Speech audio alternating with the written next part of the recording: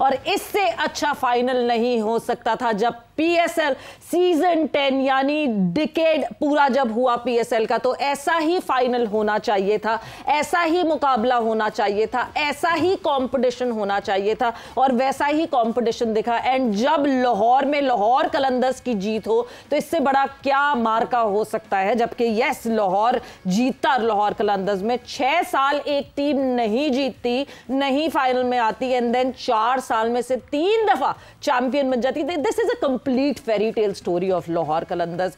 कैसे हुआ, क्या हुआ, पीडीपी के बारे में हमने बहुत रेगुलरिटी में बात की, उससे क्या क्या फायदा हो। मतलब इससे बेहतर क्या होगा कि किसी टीम में किसी भी चीज की कमी पेशी हो तो अपने ही पास जो है डेवलप कर ले उस लड़के को और उस कमी पेशी को पूरा कर ले। इससे बेहतर क्या हो सकता है। And yes, Lahore Qalandars have one this final yesterday and yesterday night and Lahore Qalandars ने जो है वो जीत हासिल की। कोयटा ग्लैडिएटर्स लाहौर कलंदर बहुत नेक टू नेक थे, मगर फिर भी लाहौर कलंदर्स ने वो जीत हासिल की and they kept their nerves calm. And Sikandar Raza the hero of last night, जिस तरह ही came in, he saw and he conquered. So बात करेंगे एंड सेलिब्रेट करेंगे आज के जो कल का जो फाइनल हुआ एंड आज के जो चैंपियंस लाहौर कलंदर्स को। मैं हूं सवेरा पाशा और मेरे साथ मौजूद है हाफिज मोहम्मद इमरान। ये लाहौर कलंदर्स का झंडा जो कि आप देखते रहे हैं लाहौर, रावलपिंडी, मुल्तान, कराची के स्टेडियम्स में, और ये पाकिस्तान की जीत है। जब कल 34,000 से ज़ायद लोग स्टेडियम में मौजूद थे और जब इनिंग्स ब्रेक हुई है, अगर किसी ने बाहर जाकर देखा हो तो उसको अंदाज़ा हो कि हज़ारों लोग अभी अपने टिकट्स पकड़कर मुख्तलिफ गेट्स के दरवाज़ों पर थे और कहीं पर गेट्स बंद हो चुके थे। तो ये पाकिस्तान की फ़तह है। पाकिस्तान की फ़तह को आज भरपूर अंदाज में मनाने के लिए हमारे साथ मौजूद हैं लाहौर कलंदर्स के चीफ एग्जीक्यूटिव ऑफिसर जनाब आतिफ राना साहब। राना साहब अस्सलाम वालेकुम। अस्सलाम वालेकुम। मैं तो कहने लगा था चीख और हमारे साथ मौजूद हैं टीम डायरेक्टर और चीफ ऑपरेटिंग ऑफिसर LQ जनाब समीर राना साहब and the mother of Lahore Qalandars, जैसे मैं आपको टैग देती हूं। और इनके दरमियान में मौजूद है PSL 10 की ट्रॉफी, और इनके दरमियान में मौजूद है PSL 10 की ट्रॉफी। और इसके साथ साथ हमारे साथ मौजूद होंगे पाकिस्तान क्रिकेट टीम के साबिक कप्तान जनाब शाहिद आफरीदी साहब। शाहिद साहब अस्सलाम वालेकुम, आपका भी बहुत बहुत शुक्रिया। जी अस्सलाम वालेकुम। वालेकुम सलाम सारे दोस्तों को। शाहिद साहब, कैसा लगता है आपको कल का फाइनल? आपसे ही आगाज़ करते हैं प्रोग्राम का, और किस तरह से देखते हैं कि 4 फाइनल्स 3 में फाते?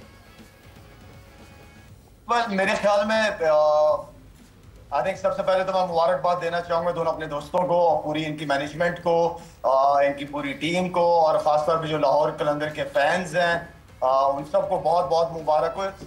इमरान डिजर्व करते हैं ये लोग। ये जिस तरह मैं पहले भी बात करता रहा हूँ कि ये सिर्फ 1 महीने का इंतजार नहीं करते, ये पूरा साल ही बिजी रहते हैं, पूरा साल ही प्लेयर्स डेवलपमेंट पे, उनकी स्किल्स के ऊपर ये पूरा साल काम करते रहते हैं। अगर आपको याद है सवेरा, मैं और आपने अदईन के बारे में बात कर रहे थे कि आप कंटिन्यू उसको चांस दे रहे हैं, परफॉर्म नहीं कर रहा, लेकिन इनका बिलीव इतना स्ट्रॉन्ग था उनके उसके ऊपर, उस प्लेयर के ऊपर, कि उसको खिलाते रहे और उसने आउटस्टैंडिंग इनिंग्स खेली है। तो पूरी टीम को क्रेडिट जाता है इस बात का। मेरे ख्याल में मुबारकबाद के मुस्तहिक है। एक ऐसी सिचुएशन आ गई थी जो लास्ट ओवर में 23-24 रन दे दिए थे लाहौर कलंदर के बॉलर ने, तो वहां से लग रहा था कि 200 प्लस थोड़ा सा मुश्किल। मेरा आइडिया था कि 280-285 तक रिस्ट्रिक्ट करना चाहिए था। 180 प्लस सॉरी 185। तो उसके बाद मेरे ख्याल में मैं समझता हूं कि इनके जो श्रीलंकन प्लेयर था और सिकंदर तो मुकद्दर का सिकंदर हो गया, आउटस्टैंडिंग परफॉर्मेंस ओवरऑल सारों की तरफ से, तो बहुत बहुत मेरी तरफ से मुबारकबाद हो। बिल्कुल जी, बहुत। वैसे 200 प्लस जब समीन हुआ था, कुछ थोड़ा सा आपने दिल धड़क रहा था, because this is a record chase that Lahore Qalandar has done, and not just in PSL। ये T20 जो लीग्स दुनिया भर में होती हैं उसके फाइनल में Lahore Qalandars is the only team जिसने 200 प्लस का या 202 का टारगेट जो है वो क्रॉस किया है विद 1 बॉल रिमेनिंग। सबसे पहले तो thank you so much for inviting us और लाला का बहुत शुक्रिया, उन्होंने हमेशा सपोर्ट किया है लाहौर कलंदर को और हमारे कामों को अप्रिशिएट किया है। हमारे लिए ये एजाज़ की बात है कि शाहिद खान अफरीदी जैसा लेजेंड ऑफ द गेम हमें नोटिस करे, यही हमारे लिए बहुत एजाज़ की बात है। तो लाला बहुत बहुत शुक्रिया आपका इस बात का। जब आपने बात की 200 की तो सच्ची बात है कि हम जितना आसान विकेट था हम एक्सपेक्ट कर रहे थे कि 200 प्लस होगा। शुरू में जिस तरह हमारे बॉलर ने बहुत अच्छा पावर प्ले किया, शाहीन को क्रेडिट देना चाहूँगा, जो ज़बरदस्त बॉलिंग शाहीन ने की और क्या उनकी कैप्टनसी थी। चेंजेस आप देखें, सलमान मिर्ज़ा ने बहुत अच्छी बॉलिंग की, लेकिन अनफॉर्चुनेटली इंजरीज़ वहाँ पे ग्राउंड में होनी शुरू हो गई। पता नहीं क्या हो रहा था, मुझे तो खुद नहीं समझ आ रही थी, क्योंकि वो जो कैच पकड़ा है वो गिर रहा है, फील्डर आपस में टकरा के गिर रहे हैं, लेकिन वो थोड़ा सा पुरजोश थे ना, ये भी तो नहीं, आई थिंक वो समटाइम आप शायद पुरजोश कह लें, लेकिन जब हम 173 था और लास्ट ओवर आया तो हमें भी उम्मीद थी कि हम इनको अंडर 200 पकड़ेंगे और फिर खैर वो एक ओवर किसी से भी हो सकता है। फाहिम ने बहुत अच्छा खेला। तो इनिंग्स ब्रेक में जब मेरी टीम से बात हुई तो एवरीबॉडी वाज कॉन्फिडेंट। सिकंदर ने भी बल्कि ये बात की कि समीन भाई ये पार स्कोर है। हाँ। क्योंकि विकेट बहुत सीधा था, ना स्पिन हो रहा था ना टर्न हो रहा था, बल्कि मैच शुरू होने से पहले जब मैं और शाहीन विकेट देख रहे थे तो शाहीन ने कहा ज़मीन भाई ये सीमेंट विकेट लग रहा है मुझे, because it was that flat which is good for the game, क्योंकि फाइनल में लोग देखना चाह रहे थे। तो टेंशन नहीं थी, हमें यकीन था और हमें कॉन्फिडेंस था, बिकॉज जो हमने अगेन मैं वही बात करूँगा, जब ड्राफ्ट किया था उस वक्त भी मैंने ये बात की थी कि वो टीमें जीतती हैं जिनका मिडल ऑर्डर स्ट्रांग होता है। और मिडल ऑर्डर पे हमारा फोकस था और वो अल्हम्दुलिल्लाह अल्लाह ताला ने उसमें कामयाबी। नहीं, आपका टॉप ऑर्डर भी कोई कमज़ोर नहीं था। नहीं, हालांकि जंग के दौरान इसका मिडल ऑर्डर छीन लिया था उन्होंने, तो दोबारा बना लिया। ये बहुत इंपॉर्टेंट बात थी वैसे कि लोग आ रहे थे, लोग जा रहे थे, कॉम्बिनेशन में शिफ्ट आ रहा था, इस तरह सिकंदर आ रहा था, सिकंदर जा रहा था, शकीब आए, शकीब।